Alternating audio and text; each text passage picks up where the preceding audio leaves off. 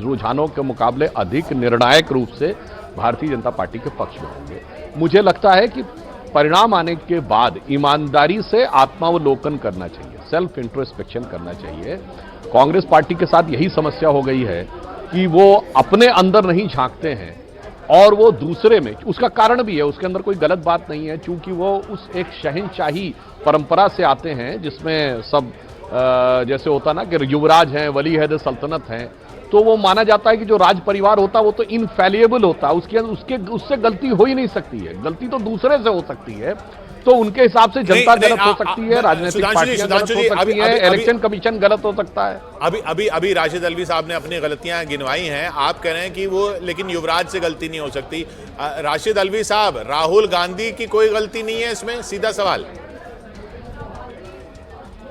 देखिए, मैं बड़े अफसोस के साथ कहूँगा, सुधांशु मेरे मित्र हैं, लेकिन ये भाषा उचित नहीं है। हम राजनीतिक लोग हैं, इस तरीके की भाषा इस्तेमाल करना। अच्छा, भाषा छोड़िए, सीधा राहुल गांधी पूछ रहा हूं मैं तो। गलती नहीं हो सकती। क्या राहुल गांधी की गलती, राहुल गांधी की जिम्मेदारी नहीं है? मैं तो आपसे पहले ही मान रहा हूं कि हमारी गलतियां हैं, लेकिन भारतीय जनता पार्टी की आदत है कि वो अपने अंदर झांकने की बजाय हमेशा कांग्रेस के अंदर झांकती है, और जब तक वो राहुल गांधी के खिलाफ ना बोले, भारतीय जनता पार्टी के भाषण ही पूरे नहीं होते। हमने तो एक जुमला नरेंद्र मोदी जी के बारे में नहीं कहा, हमने तो एक जुमला किसी तरीके की कोई बात उनके बारे में नहीं कही। लेकिन भारतीय जनता पार्टी जब तक गांधी फैमिली पर हमला ना करे, उनकी बात मुकम्मल नहीं होती। ये अफसोसनाक है। हमारी लड़ाई विचारों की है, हमारी जाति लड़ाई नहीं है। कभी मैं ये नहीं करता हूं कि किसी पे जाति क्या रिजल्ट है? Sudhanshu Trivedi wants to make a point. RSS की विचारधारा के हम खिलाफ हैं, हमेशा खिलाफ रहेंगे, लेकिन एक लाइन देखिए, मेरे ज्वाइन करने से पहले, मेरी तो बीजेपी, मेरे ज्वाइन करने से पहले राशिद अल्वी जी ने क्या बोला था वो वक्तव्य मैंने नहीं सुना, नहीं है। मगर मैं एक बात कहना चाहता हूं राशिद साहब, अब आप ये मत कहिए कि हमने एक जुमला मोदी जी के खिलाफ नहीं बोला। अरे साहब, क्या क्या नहीं बोला, हिटलर की मौत बोला, मौत के प्रकार बोले, आपने कब्र खुदेगी, ये आपके नेताओं ने कहा, छोटे मोटे नेताओं ने नहीं कहा, केंद्रीय मंत्री रहे लोगों ने कहा, और जिसने कहा था मोदी जी की बोटी बोटी काट डालेंगे, उनको आप समाजवादी पार्टी से लाकर और भारत की संसद में पहुंचा दिए। तो मुझे लगता, और वो प्रधानमंत्री बनने से पहले कैसे कैसे शब्दों का प्रयोग किया गया है, वो सब बातें मैं दोबारा रिपीट नहीं करना चाहता हूं, परंतु एक बात भली भांति समझनी चाहिए। जब प्रधानमंत्री जी से पूछा गया था विदेश में एक बार कि आप अनवरत परिश्रम करते हैं, इतनी ताकत कहां से लाते हैं, एक दिन की छुट्टी नहीं लेते, तो उन्होंने हंसते हुए कहा था, रोज 1 से 1.5 किलो गाली खाता हूं और उससे ताकत लेकर फिर आप लोगों की सेवा में जुड़। मैं बता रहा हूं, कांग्रेस प्रदेश अध्यक्ष देवेंद्र यादव तीसरे नंबर पे खिसक गए हैं, उनको वोट पड़े हैं 3944, अब अजयेश यादव को 4570 और बीजेपी के कैंडिडेट को 6821 बादली के अंदर, यानी कांग्रेस का प्रदेश अध्यक्ष तीसरे नंबर पर है। बादली में भी जो वोट मिलने चाहिए थे वो नहीं मिल रहे हैं। कांग्रेस का दिल्ली प्रदेश अध्यक्ष तीसरे नंबर पर राशिद अल्वी आ रहा है। देखिए, कांग्रेस पार्टी 5-7 सीटें थीं जहां पे मजबूती से लड़ रही थी, और वहीं पे ये उम्मीद थी कि वहां पे कांग्रेस पार्टी जीत जाएगी। लेकिन मैं सुधांशु जी से कहूँगा कि मोदी जी के बारे में बहुत सारी बातें कही गई, वो गलत कही गई, और मैंने उस वक्त भी कहा था कि ये बातें गलत हैं।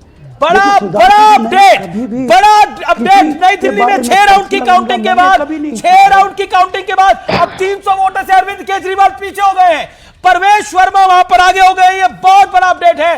परवेश वर्मा लगातार पहले आगे थे, फिर 1 राउंड 2 राउंड अरविंद केजरीवाल आगे रहे, और अब एक बार फिर परवेश वर्मा आगे हैं 300 वोटों से ही। राशिद अल्वी अरविंद केजरीवाल का ट्रेल करना, सिसोदिया का ट्रेल करना, आतिशी का 1800 वोटों से ट्रेल करना कितना बड़ा है राशिद अल्वी जी? राशिद अल्वी शायद हमारे साथ नहीं है। सुधांशु जी, अब हमारे साथ रीना गुप्ता जी आम आदमी पार्टी से, लेकिन सुधांशु जी, अरविंद केजरीवाल का पीछे रहना सबसे बड़ा कारण आप क्या मानेंगे? एक जो ये आकलन है कि मिडिल क्लास जो है वो जो आपको लोकसभा में देता था और इनको आम आदमी पार्टी को असेंबली में देता था, वो मिडिल क्लास इस बार आम आदमी पार्टी के पास नहीं गया असेंबली में। क्या ये फेयर आकलन कहा जाए? देखिए, कोई भी आकलन तो परिणामों के आने के बाद और उसके व्यापक विश्लेषण के बाद ही हो सकता है, और जी, जी। हम लोग हर चुनाव परिणाम का व्यापक विश्लेषण करते हैं, चाहे हम हारे या जीते। तो नहीं, विजय के बाद भी मोटे हम तौर पर विश्लेषण करेंगे तब समझ में आएगा। मगर मोटे तौर पे जो मुझे इसमें 2-3 कारण समझ में आ रहे हैं, 4 कारण मैं आपको बताना चाहता हूं। एक, दिल्ली की जनता ने सामूहिक रूप से विकास की तरफ अपना मत दिया। दूसरा, जो गरीब वर्ग था उसको मोदी जी की गारंटी पे भरोसा हुआ है, क्योंकि इन्होंने कहा था हम देंगे, दिया नहीं था, हमने सब राज्यों में दिया था। तीसरा, जो मध्य वर्ग था उसको साफ समझ में आ रहा है कि विकसित भारत का लक्ष्य जो मोदी जी के नेतृत्व में भाजपा ने रखा है और जिस दिशा में भारत आगे से बढ़ रहा है, हाउ इज इट पॉसिबल कि नेशनल कैपिटल जो है वो उस सिस्टम के विरुद्ध में खड़ा हो बजाय पक्ष में खड़े होने। और यहाँ नंबर बदलता हुआ 32-38 विवाद की राजनीति से, एक मिनट सुधांशु जी, सिर्फ एक मिनट। विवाद की राजनीति से उगती हुई दिख रही थी।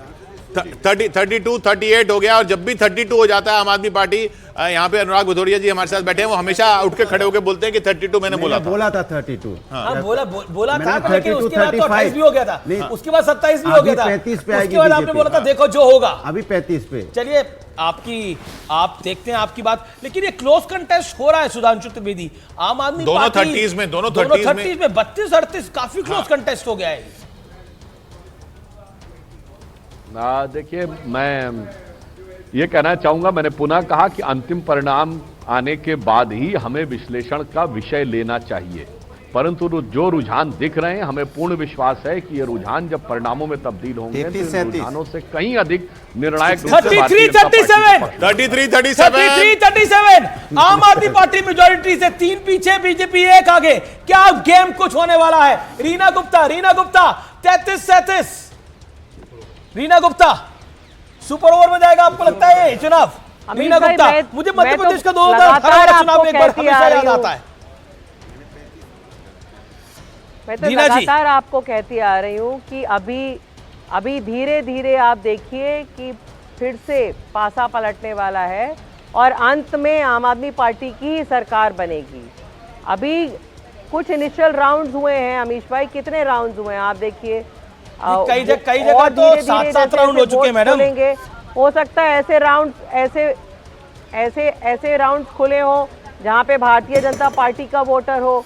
अब आप देखिए, आंकलन तो तभी किया जाएगा जब और राउंड्स खुलेंगे, और धीरे धीरे आप देखिए कि पासा पलटने वाला है, अंत में आम आदमी पार्टी की सरकार बनेगी। दिल्ली के लोग बहुत खुश हैं आम आदमी पार्टी के काम से, और वो अंग्रेजी में एक कहावत है, why change something that is not broken. वो क्यों चेंज करना चाहेंगे वो मुख्यमंत्री? अभी तक हमें यही नहीं पता। अमनतुल्लाह खान आगे हो गए, 4,000 वोटों से आगे हो गए, लेकिन अरविंद केजरीवाल ट्रेल कर रहे हैं। नहीं, अब फिर आगे हो गए। नहीं, अभी तो मेरे पास जो जानकारी है वो 300 वोटों से ट्रेल कर रहे हैं 6 राउंड के बाद। 386 वोटों से आगे है, लेकिन खैर एनीवेज ये आगे पीछे चल रहा है जी। और उधर अवध ओझा लेकिन लगातार ट्रेल कर रहे हैं। अवध ओझा ट्रेल लगातार कर रहे हैं। पटपड़गंज की सीट जो है वहां पे वो जरूर पीछे चल रहे हैं। इस वक्त जो लेटेस्ट अभी जो ट्रेंड जो ऊपर नीचे हुए हैं, सुल्तानपुर माजरा में बीजेपी आगे हो गई है, संगम विहार में आम आदमी पार्टी आगे, मनीष सिसोदिया पीछे चल रहे हैं। हाँ, मनीष सिसोदिया पीछे चल रहे हैं। मनीष सिसोदिया फिर आगे हो गए, मनीष ओके। सिसोदिया फिर आगे हो गए हैं, और शकूर बस्ती में सत्येंद्र जैन भी आगे हो गए हैं, और ये आम आदमी पार्टी के तमाम दिग्गज हैं जो अब आगे हुए हैं। जी, अब आगे अब ये लोग आगे होते चले जा रहे हैं। रोहिणी में विजेंद्र गुप्ता पीछे थे, जो फिर आगे हो गए हैं। रोहिणी में विजेंद्र गुप्ता आगे हो गए, 3,500 से आगे हैं वो इस और समय। दिल्ली कैंट में आम आदमी पार्टी आगे है। अखिलेश त्रिपाठी मॉडल टाउन में आगे हो गए हैं। करतार सिंह तंवर बीजेपी के छतरपुर में आगे हो गए हैं। छतरपुर भी ऊपर नीचे हो रहा है। नांगलोई जाट में बीजेपी आगे हो गई है।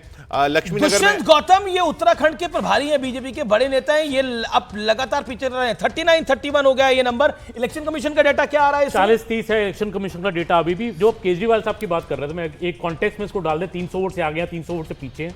2015 में केजरीवाल ने ये सीट 32,000 वोट से जीती थी, और 2020 में 21,000 वोटों से जीती सेटबैक तो है ही। 64% वोट शेयर होना बहुत जबरदस्त था। 33-37 हो जाएगा, देखना।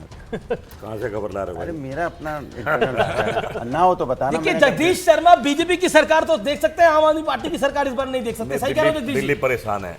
मैं दिल्ली में रहता हूँ, दिल्ली परेशान है। नहीं तो मतलब अगर आप देखिए, खुद राशिद अल्वी साहब ने कहा कि हमारे को 5-7 सीटों पे उम्मीद थी, तो देखिए हकीकत तो उम्मीद या 5-7 सीटों पे एक तरह से लड़ रहे थे आप, तो वो तो चलिए इस बात समझ में आई। इसका मतलब आपको ये तो पता ही था कि आपकी सरकार नहीं आने वाली है। अब इन दोनों में से किसकी सरकार आए उस पर आप खुश हो गए? देखिए मैं तो समझता हूँ कि काम करने वाले की सरकार आए जो दिल्ली। अरे भाई दो हैं, आम आदमी पार्टी है, बीजेपी भाई है। एक को देख लिया, अब दूसरे की आनी चाहिए, फिर मैं तो ये कहूंगा। यानी कि ओके ओके, देखिए संदीप दीक्षित ने भी यही बात बोली थी। ओके ओके, सुधांशु त्रिवेदी, एक 27 साल के बाद भी आपने पूरा देश जीत लिया, यूपी जीत लिया, लेकिन जिस तरह की मेहनत मशक्कत आपको भी दिल्ली में करनी पड़ रही है, ये सवाल नहीं खड़ा करता कि आपके संगठन में क्या हो रहा है? हालांकि वीरेंद्र सचदेवा ने इस बार एक गुटबाजी बीजेपी में खत्म करने का प्रयास किया है। देखिए, मेरा ये मानना है कि हम हर चुनाव को बहुत गंभीरता से लड़ते हैं। आप सब लोग याद करिए, हैदराबाद नगर निगम का चुनाव था, उसमें हमारे राष्ट्रीय अध्यक्ष नड्डा जी तक प्रचार करने के लिए गए थे, हमारे तमाम केंद्रीय मंत्री गए थे। भारतीय जनता पार्टी किसी भी राज्य को, किसी चुनाव को अलग नजरिए से नहीं देखती। हमारे लिए हर चुनाव जनता की आकांक्षाओं को पूरा करने के लिए हमारी प्रतिबद्धता का प्रमाण आपने होता है, कहा और कि हमारी चुनाव हर के बाद आप सरकार उन आकलन करते हैं। आकांक्षाओं को पूरा करने की प्रामाणिकता का प्रमाण। आपने कहा हर चुनाव के बाद आकलन करते हैं। चलिए, पिछले चुनाव में आप क्यों हारे थे, इसका आकलन क्या था? देखिए, एक बात, हम अभी लोकसभा चुनाव हारे, हमने उसका आकलन किया। नहीं, और मैं दिल्ली की बात करने कर के रहा हूं, बाद दिल्ली जो की हमें बात नीति कर रहा में हूं, परिवर्तन लाना था। हाँ जी, बिल्कुल, जो हम लोग जो चुनाव जिस कारण से हारे थे, उसका हमारी पार्टी ने पूरा विश्लेषण किया, और विश्लेषण करने के बाद अपनी अप्रोच में जो बदलाव लाने थे वो बदलाव लाए, और धीरे धीरे जनता को यह भी समझ में आया कि उसका विश्वास विकास की राजनीति के ऊपर। ये अप्रोच में क्या बदलाव था इस बार, वही पूछ रहा हूं मैं। महोदय, अब देखिए, मैं आपसे ये नहीं पूछता कि आप अपने टीवी चैनल के न्यूज रूम में बैठकर आपने एडिटोरियल सेक्शन में कौन कौन सी चीज डिस्कशन की और फिर किस चीज के ऊपर बात किया, तो वह विषय पार्टी के केंद्रीय नेतृत्व के संज्ञान का विषय है। परंतु यह मैं बिल्कुल आश्वस्त करता हूं कि हम लोग हर बात पे विचार करते हैं, अपनी सीट पर और इसीलिए परिणाम दिखता है। जी, ओखला विधानसभा के अंदर अमनतुल्ला खान अब आगे हो गए हैं, ये एक बड़ा अपडेट है। मिल्कीपुर में बीजेपी की लीड अब 15,000 14,500 के आसपास पहुंचती हुई कन्विंसिंगली बीजेपी आगे बढ़ रही है 6 राउंड की काउंटिंग के बाद। मिल्कीपुर में झटका। वही अभी सुधांशु जी सही कह रहे थे कि हारने के बाद हम फिर ताकत से लड़ते हैं, फिर हाँ गंभीरता से, गंभीरता में उनको पता चल जाता है जनता से तो जीत नहीं पाएंगे, फिर गंभीरता से वो अपना प्रशासन का